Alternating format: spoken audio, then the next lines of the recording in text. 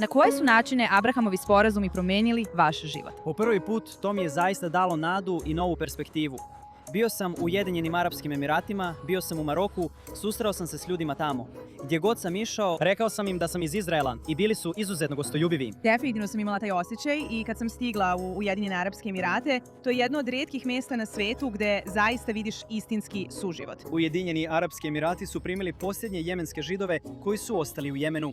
Praktički su ih protjerali Huti, a Emirati su im dali domove, skloništa i pružili sve što im je potrebno za novi početak. Kad bi imala jednu poruku koju bi mogao poslati šejku Zajedu, koja bi to bila? Molim vas, nastavite inspirirati još više arapskih vođa u regiji. Koje zemlje se nadate da će se sljedeće pridružiti Abrahamovim sporazumima? Želim mir između Izraela i Jemena jednog dana. Dolazim iz jemenske židovske obitelji. Imam prijatelje iz Jemena koji su zapravo muslimani. Što mislite o tome da Izrael postigne mir s Libanonom? Čini se bliže nego ikad.